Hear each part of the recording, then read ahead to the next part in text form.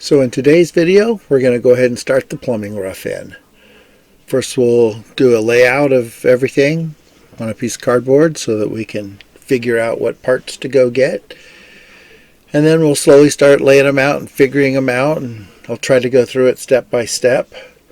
It's a very rainy, ugly day, so instead of working on the roof, I opted to find something to do inside where it's dry.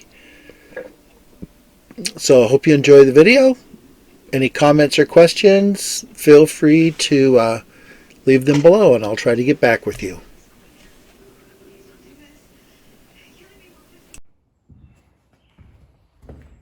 So we're going to start the next series here, plumbing, rough plumbing.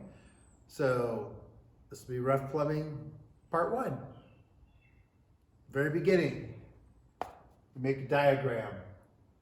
Get some cardboard, a Sharpie, and away you go. Otherwise you don't know what fittings to get or you don't have a clue. So now I'll do a close-up of the diagram. And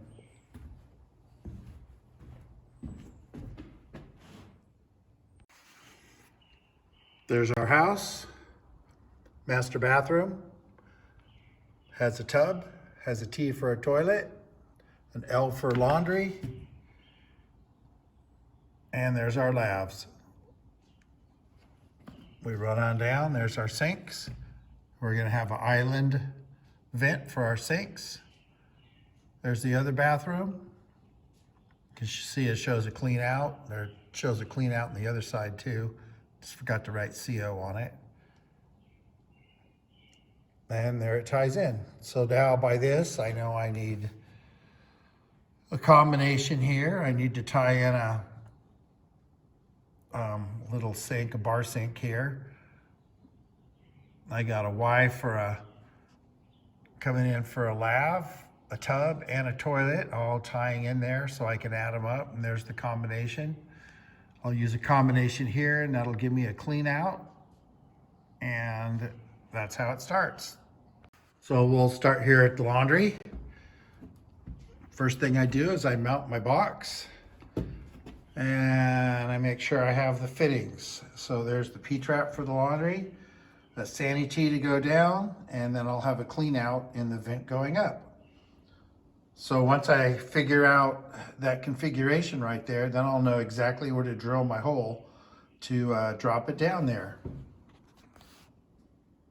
Here are the stats for the pipe on the washer. You see it has to be a minimum of 18 inches and a maximum of 30. Drops down and goes in. So those are the two measurements that you have to be very aware of. I'll probably make mine 28 or so, split the difference. And there's your diagram for wash machine. You can see the diagram here does not show a clean out, but there should be one right up above the P-trap somewhere. Probably a little lower than the washer. I'll stick one in there. Actually, the very first thing I did is drilled the holes and dropped the flanges for the toilet down. Because once I get underneath, then I'll want to have all those flanges down. You can see the tub. It's all set in concrete. Cut out there for the drain. It's ready to go.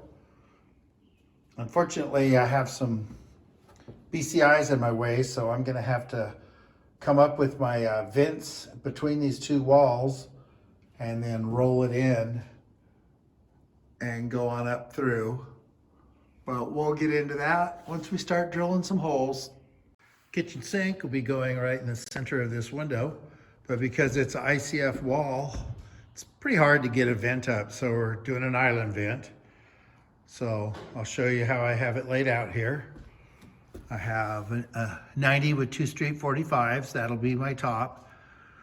This guy right here will be the 1.5 inches that comes out for the kitchen sink. Right below it will be a clean out. This guy here actually will be down more like this. That'll be where the vent comes off. And then these two sandies will be set up so that, or two combinations will be set up so that they're exactly lining up with the 245s and the 90. and then I'll have a clean out right here. So there's all my parts to set up my island vent. And here we have the guest bath. The tub is already set. Bummer here is I have a BCI directly underneath this wall. So I'm gonna have to come up through the floor, back into the cabinets, and then roll into the wall, come up with my vents, roll out into the soffit, clear that 2x6 right there, and then roll back into the attic. So created quite the little headache for myself, but I wasn't thinking, and that's what happens. So next, I'll start drilling some holes.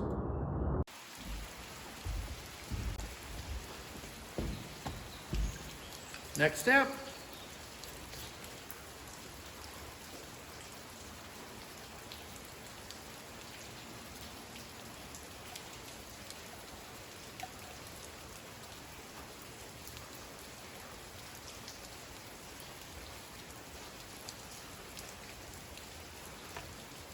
Now these daubers adjust. So when you start out, you have them snugged up tight. And as you use the product, you slide it down. They also just snap in place, just like that.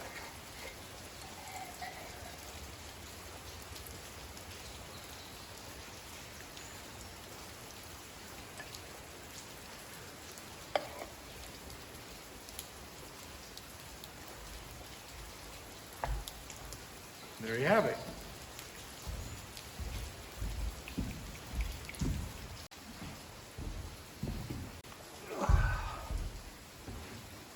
So I start with the primer. Hold my fitting up like this, so I have both fittings in my hand. First daub goes on the inside of the primer. Second daub goes right around the outside of the primer.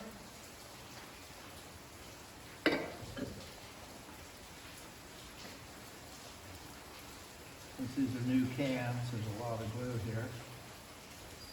Always glue the inside of the fitting first.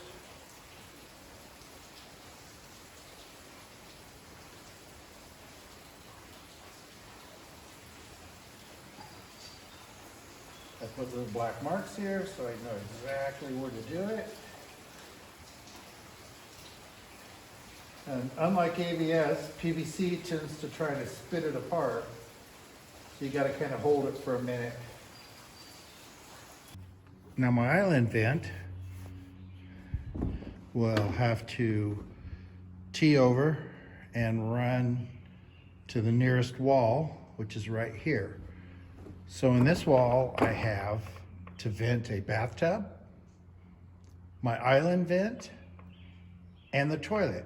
Now the toilet will pop through, but again, I have a BCI that runs right underneath this wall.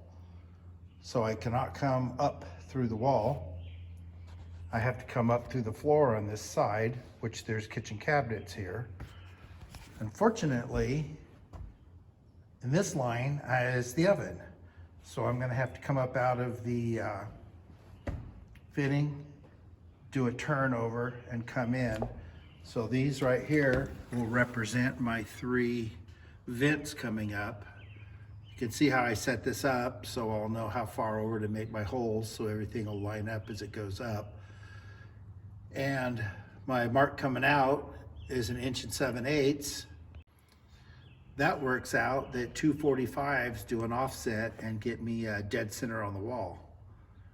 So that's why that measurement's not tight up to the plate. It'll be out just a little bit, but then my vent pipes will all be in the center of the wall, and they'll be able to all tie together once I get above the floodplain. So let's go ahead and put this together and see how it looks.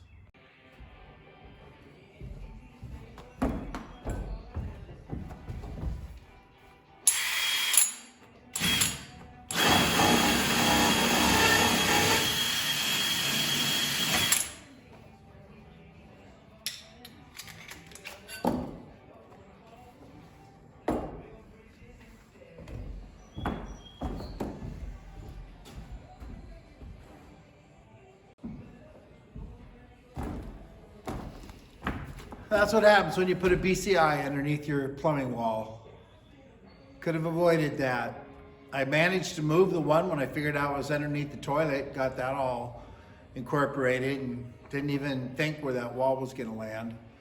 So if you haven't started yet, it's very important to get all that stuff ahead of time. It makes life so much easier. Although doing the offset wasn't that big of a deal. Had it not been a kitchen wall on the other side though, it would have been a disaster.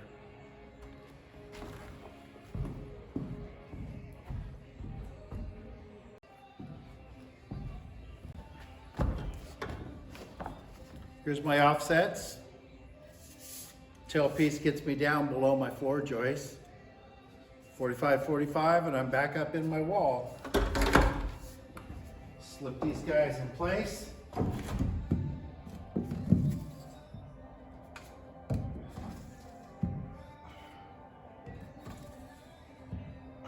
We're ready to go.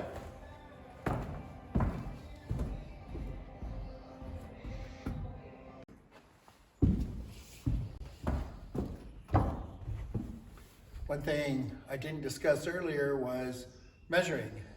So at this point in time, all of our pipes have just went where they've went. But now I have a situation where I have to be exact from this elbow down to this 45.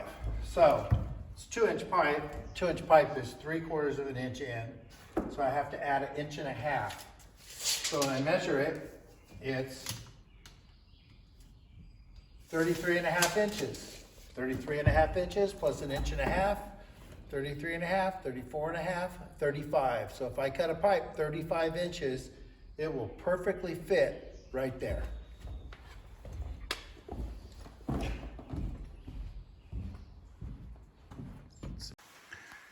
So here's the finished product with the vents. We have a vent for the bathtub. We have a vent for the island sink. Well, it's actually not an island sink, but it might as well be.